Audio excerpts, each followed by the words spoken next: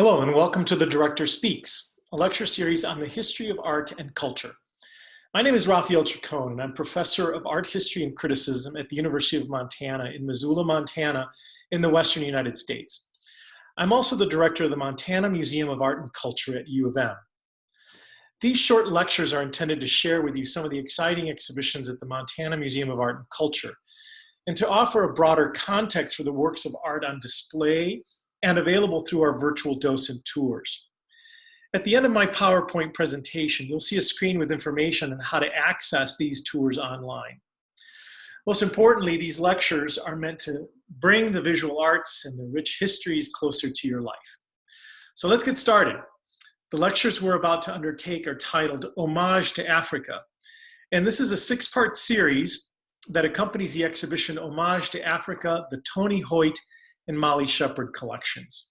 This exhibition is currently on view at the Montana Museum of Art and Culture in Missoula from February 5th to April 24th, 2021.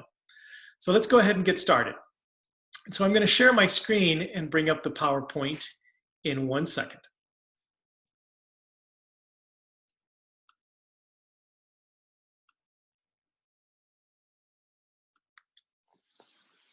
So as I mentioned, the series Homage to Africa is a 6-part series, and we'll be looking at a number of topics that are very interesting and of course offers that context for the exhibition currently on view. So the first lecture will be today's presentation, and that's on Africa's geography and history. We'll see how large Africa actually is. Secondly, we'll look at the topic of why Africa matters. That is, Africa is an important role to play as a continent in world history, and that's what we'll explore on that second lecture. The third lecture will be about the Gold Coast, or the Guinea Coast as it's called. And this is a very important part of Africa that in some ways has defined what the world thinks about when they think of African art and culture. The third is called Ile-Ife and the Benin Kingdom. And this actually is a lecture about a very important kingdom, a royal context in the sacred city of Ile-Ife in today's Nigeria. That topic continues by discussion of the contemporary culture of the Yoruba in Nigeria. And then in our final lecture, we'll look to Southern and Eastern Africa to look at artistic and cultural traditions there. So today's topic is an introduction to Africa's history broadly, but also specifically its geography and an introduction to its cultures. So the name Africa derives from an ancient Semitic term known as Afri, and it comes from somewhere in the north around the modern nation state of Tunisia. We know that there was a Berber term called Ifri, or Ifran, which means cave, and the Berbers, of course, are those nomadic peoples of the northern part of the continent, and it's possible that they're referring to cave dwellers or individuals who lived in the Atlas Mountains of North Africa. So the term is actually quite murky, but we know that by the time the Romans had conquered this continent and had created a province, they named it Africa, and hence the name for the continent today. Later, Muslims would call it Ifriqiya in Arabic, so the continuation of that term as well. Africa is an important continent. It is the second most populous continent on the planet.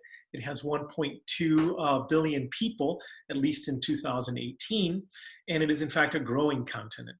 It is the most multilingual part of the world, with hundreds of languages and perhaps thousands of dialects in 4 large family units. And it has 54 modern nation states. I believe Southern Sudan is the most recent nation to form a part of that continent. And this is in fact the modern image that we have of Africa with all of its political divisions. And one important note to make here is that most of these political boundaries were drawn in the 19th century and subsequently in the 20th century and into our own times, as these boundaries are continued to be disputed and rearranged.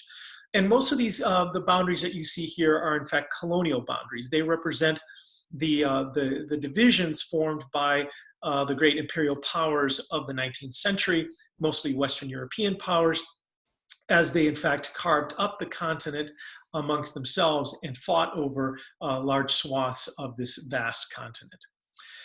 These are Landsat photographs, one of the globe on the left with featuring Africa in the center, and then another image on the right. These are composite photographs based on Landsat imagery, removing of course, all of the cloud cover from the continent. But one thing that is apparent when you see Africa, first of all, is its scale. It is in fact an enormous continent, among the largest on the planet.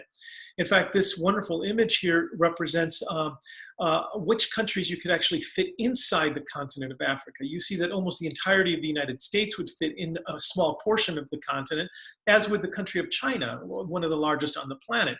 But you could also fit India and many, many parts of Western Europe in this vast continent. It is indeed large. It is also quite diverse, particularly in its geography, and it is a large landmass, which a wide range of different kinds of climates and environments and ecosystems, as you can see here, from deserts in the north and deserts in the south, to lush tropical rainforest in the center, in the heart of the continent, and also lots of shrubland and semi-desertic areas in between, including savannas and that sort of region. So it is in fact a vast continent. It's also quite a rich continent in terms of its mineral and its resources. It has also an important history. It is, in fact, our mother continent. There is no human being on this planet that cannot claim their origins in this continent. We are all descendants of ancient Africans. We know that about 250 to 65 million years ago, that is a long, long time ago in the history of our planet, Africa was actually part of a much larger continent that geologists have named Pangaea. They've also divided that into two separate regions, a northern part called Laurasia and a southern part known as Gondwanaland. We're going to see those shortly in a couple of maps. About 7 million years ago, which is substantially closer to our own age, and yet still a long, long time ago, we know that the great apes, the Omidae clade, merged on that continent, and Homo sapiens, humans, evolved from those apes according to the vast majority of anthropologists. Humans, we know, appeared about 200,000 years ago on the African continent, and from there they dispersed across the planet. Africa has also been the home of great civilizations going back as far as 6000 BC, before the Common Era. African societies emerged particularly in the Nile Valley in the northeastern corner, and from there spread into what was then what historians and scholars have called the Fertile Crescent, spreading into the Near East, into Asia Minor, what is now modern day Turkey, then across into Asia and the European continent as well. We also know that a very significant thing began to happen around the year around 4000 BC, and that is the emergence of the Sahara Desert. That is that the northern part, the northern third to fourth of the continent began to desertify, and the modern day Sahara Desert replaced a wonderful landscape of lakes and forests, and which was replaced by the modern desert that we know today. So here's a map that shows us what Pangaea, that huge continent, looked like. And you can see that parts of it fit quite neatly into each other. For example, South America fit into Africa's southwestern corner, as did parts of Antarctica, the Indian subcontinent, etc. It's a very, very large continent that about 225 million years ago. And this wonderful map here shows us that long history of the planet and the flora and fauna of the planet. And what I want you to notice is up at the very top of your screen how humans are actually latecomers to this great scheme. So we actually arrived in the very last minutes of this this ancient history. But we do have deep roots here, and human art, that material that we call art, also has deep roots on the African continent. And I'm just showing you evidence of some of the oldest art on the continent. This drawing on a piece of stone, a charcoal drawing of some kind of animal, a large mammal, actually comes from southern Africa, from the country of Namibia. So what we do know about African art is that it is a continent which has a very rich and very ancient material culture. There's evidence of human creativity on that continent for millennia. And what we normally think of as African art, that which we tend to see in museum collections around the world today, is but a kind of freezing of African culture in the last 500 years. That is the period of exploration and colonization on the part of Europeans and other humans from the rest of the planet who came to Africa and began exploiting its resources, trading, but also in some ways appropriating African culture and art and bringing it out of Africa. And what tends to happen in those contexts is the art that we look at, the things that were actually collected beginning about 500 years ago, actually gives us only a snapshot of Africa in that moment. Historians will tell you that Africa's history is very, very ancient and that much of its art is in fact gone simply because it was used and went back to the earth from whence it came. So what we really have is a kind of a skewed vision of African art that it's really only the materials that were collected over the last 500 years and the materials that have come out since through the process of archaeology, that is excavating. But what we do know is that African art has been changing and evolving over thousands of years, millennia on that continent. And what they show us is an immense variety of art from all over the continent, an incredible adaptation to the materials and the resources available to communities throughout that, and a changing of function depending on access to those resources and materials that were available to human communities there. The vast majority of the art that we think of as African art today is associated with village life and the societies that created it, mostly village-based societies, secret societies and religious associations, social associations, sometimes military associations within that society, and the events, particularly the masquerade, in which we see the presence of ancestors, the presence of deities, the presence of spirits of all types that reemerge and come back to the communities in the form of masks, costume, dance, music, drumming, storytelling, etc. So much of African art comes out of that context. It comes out of a village context, but it also comes out of a royal context. You have to remember that Africa is a continent of vast empires, great empires, recorded empires, and a lot of the art associated with those empires is items of prestige, royal regalia, etc.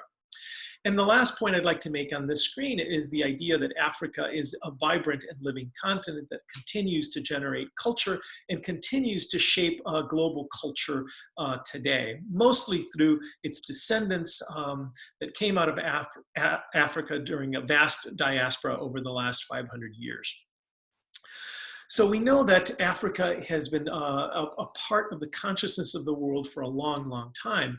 I'm showing you a map. This is known as the Catalan Atlas. It was drawn up in ancient Catalonia in the late Middle Ages, around the year 1375. And what it shows us is a very accurate map of Western Europe and the Mediterranean basin, but also a very accurate map of Africa. And what we know is that even in the Middle Ages, there was a great deal of knowledge about the history of that African continent. And one of the things that we see right off the bat is the idea that Africa was in fact densely populated and populated by, and very, very rich. The image that we have today in the modern world of Africa as a poor continent is in fact an ahistorical and anachronistic idea. Even in the late Middle Ages, Europeans knew of Africa's vast wealth and coveted that wealth and traded with great kingdoms throughout the African continent. Notice how, for example, in the middle of the Saharan desert is a vast highway, enormous highway with cities up and down, left and right, identified with great kings and monarchs, including Mansa Musa, whom you see here, who in the 14th century traveled to the ancient city of Mecca, converted to Islam, and his trip and the great wealth that he shared with the world was recorded. So Africa's great wealth and its ancient history was well known to Europeans in the Middle Ages, and that knowledge, to a certain extent, was eradicated and physically eradicated over the last 500 years as European powers began to carve up Africa, to fight over Africa, and began to punish Africa. So what I'm showing you here are photographs of the British punitive expeditions to Benin City in what is now the modern country of Nigeria. The British looted these cities and filled museums, countless museums in Western Europe, with material from their exploits in the African continent. And not just the British, the French, the Belgians, the Germans, etc. The great global powers, in fact, looted Africa, exploited the continent, and in some ways worked very hard to eradicate the notion that Africa was in fact a rich continent with a very rich and impressive history. So much of Africa's majesty was lost, even as works of art, its treasures, if you will, were brought to the West as symbols of European hegemony and imperialism on the African continent. And those works of art would eventually transform Western civilization substantially, especially European civilization. And I offer you this as an example.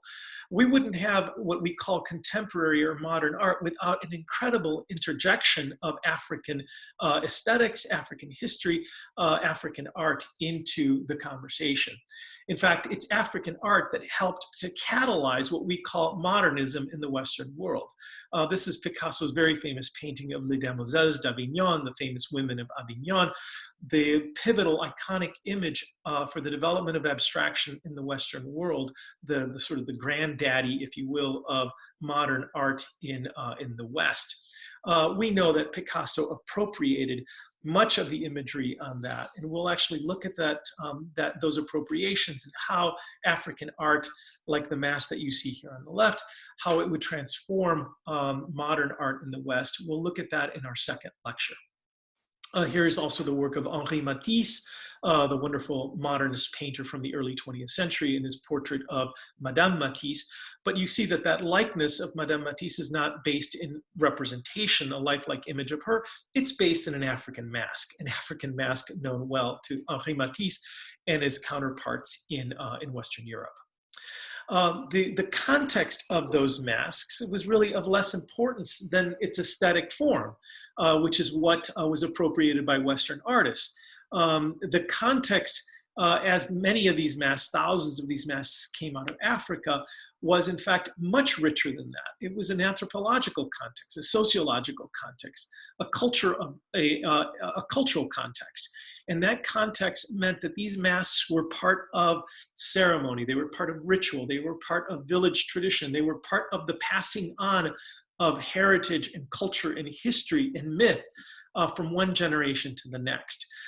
We don't see that in our modern day museums. What we see is in fact only the parts that were important to Westerners, in this case the mask. And what we ignore is, in fact, the context, the music, the history, the storytelling, the ceremony that accompanied much of this work. And it is true that a lot of African art, much of African art, is utilitarian. If we think about the artwork not just serving a purpose, a functional purpose in the society. For example, these are, this is an Ethiopian headrest. And of course, it functioned as an object, but in addition to having its function of sustaining the head when one is taking a nap or preparing or preserving our coiffures, our headdresses, or our hairdos, it also is an aesthetic object that has millennia of history behind it. We know that these kinds of wooden objects were used by the ancient Egyptians thousands of years ago. So there's continuity of traditions in the African continent, and also the continuity of aesthetics, great aesthetics. So the abstractions that we see here may allude, in fact, to architecture. They may allude to monumental sculptural forms. We don't know precisely. But what is important is that the object is not merely functional, it is also aesthetic, it is also beautiful. And that is true of African art in general. Westerners recognized that, and as they began collecting these things in the 19th century in particular, actually they began much earlier. They began as early as the late 15th and early 16th centuries. But as the collecting heated up in the 19th century and vast amounts of African art made it to Western European capitals and beyond, people began to take an interest not just in their aesthetic form, but also in the context of these works of art. And that is, in fact, the transformation that then happened to the arts of the West, as the classical arts of traditional representational arts of the West clashed with the great tendency to abstraction that we see in the arts like the ones that you see in this photograph. Western members of the avant-garde, Western elites, educated elites, began to collect African art and began for its expressive power. So not only artists like Henri Matisse and Pablo Picasso, but collectors and individuals like Alfred Stieglitz, the German-American modernist. He was a photographer as well as a collector and a gallery owner.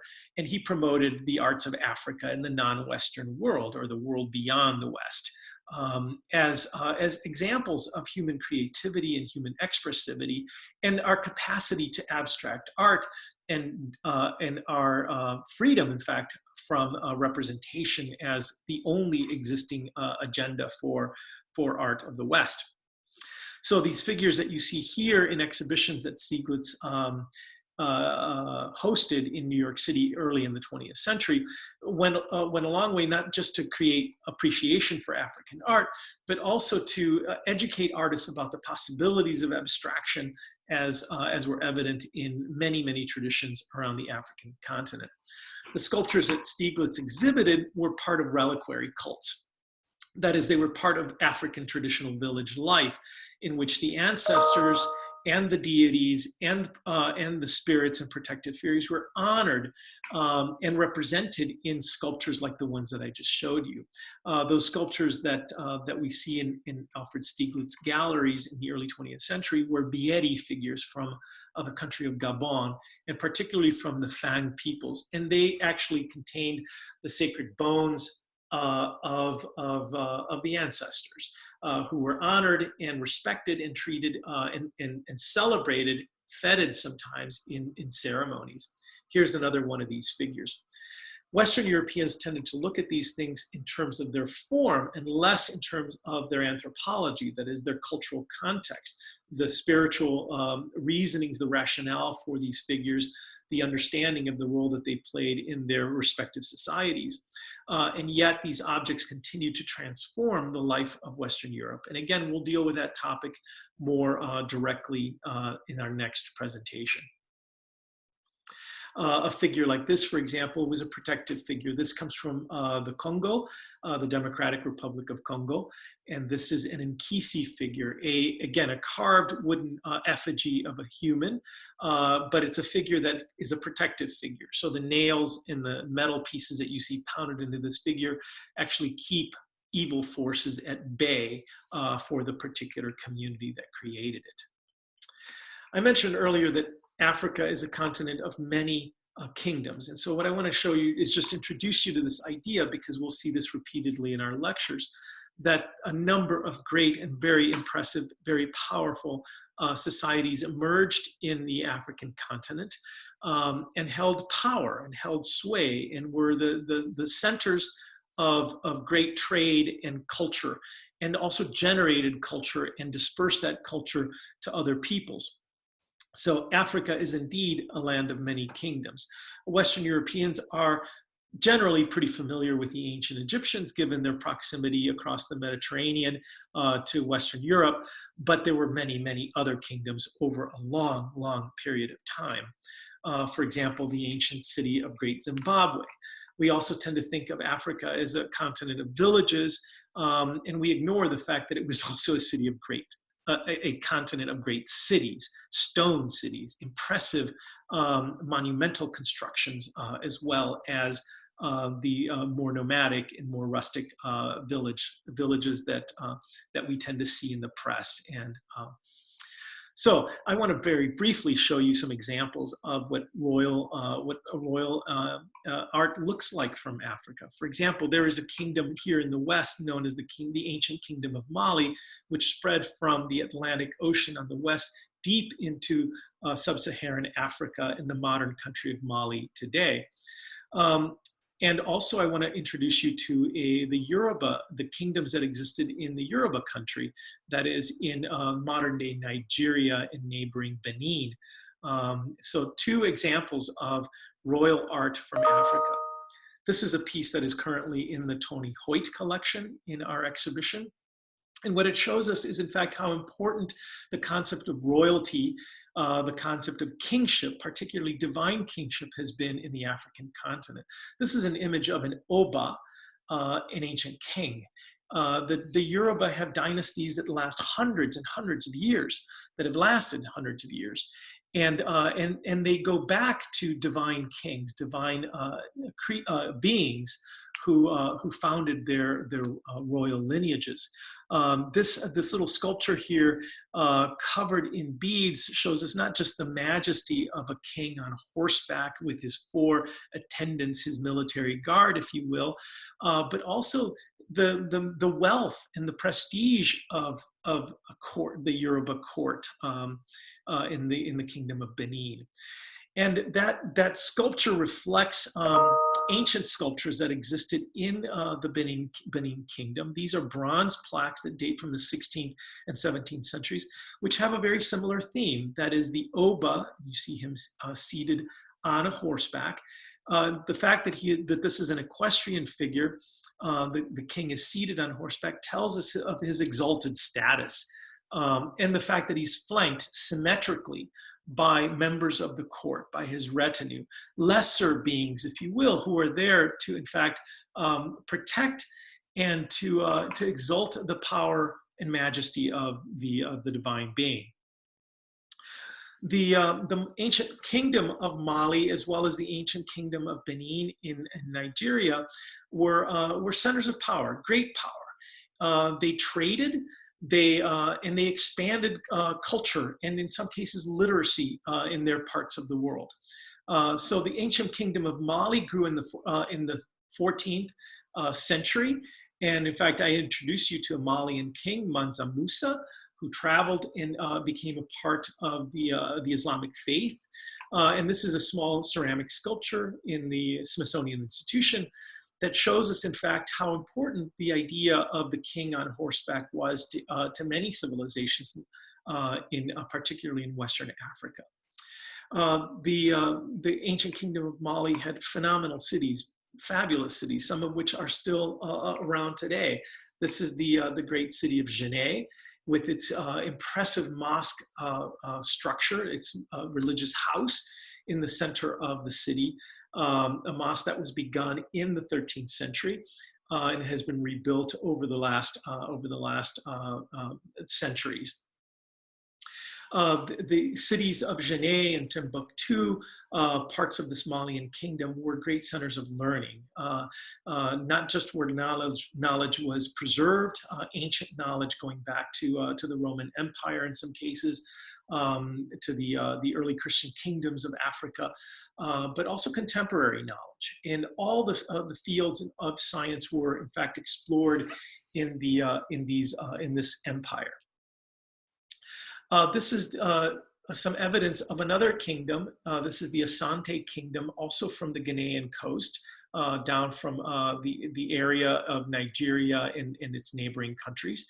And I just want to show you, in fact, how ostentatious the wealth and the power and the majesty of these kingdoms were. This is, again, the Asante kingdom. This is an image, a British image from the 18th century showing the famous yam festival of the Asante, or the Ashanti as they're known. And some photographs of their kings. This is a king shown as a young man recently enthroned on the left, and him later in life on the right.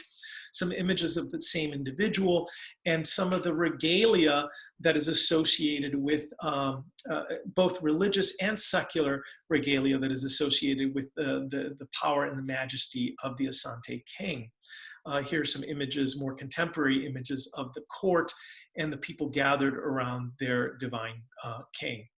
And some of the wealth and the power and the majesty of these traditions, as represented by the jewelry and the textiles that you see identified with this royal court. Pretty spectacular evidence of trade and commerce and the preservation of symbology, history, storytelling through the visual arts.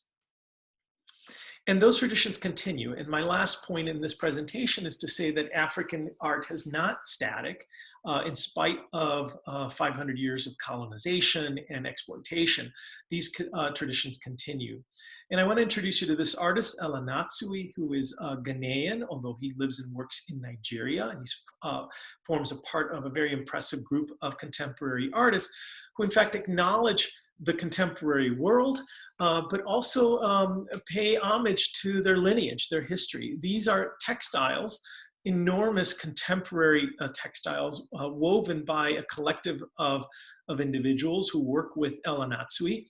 And these things are made out of contemporary detritus, the throwaway, the castaway stuff of modern culture. And yet they constantly allude to the bling, the jewelry, the richness, the majesty of that, and the traditional wealth of African royal art. The work of Elanatsui and his collective in Nigeria. The prestige items, the material wealth of Africa is seen all around its traditional villages even today. And again, so this is, for example, an image of an enthroned king in the Kuba court in the Democratic Republic of Congo today. And those traditions, as I mentioned earlier, have spread around the world. They have been brought to the New World, certainly through the African diaspora and the slave trade. And they continue to impact artists today. This is the work of the American artist Nick Cave. And Nick Cave has invented this thing called the sound suit, which you see here in these two modern costumes. He's a very inventive artist, but as you can see, he draws heavily on the traditions of Africa, particularly in terms of movement, dance, music, the musicality, but also the inventiveness of its arts, its costuming, the actual forms that are worn in ceremony and the pageantry of it. These are more of Nick Cave's sound suits, and you can just imagine what happens when, in fact, these forms move. So we'll end here, and we'll pick up the subject again in our next conversation when we talk more explicitly about Africa in the West. Thank you very much for taking part in this presentation, and I hope to see you soon.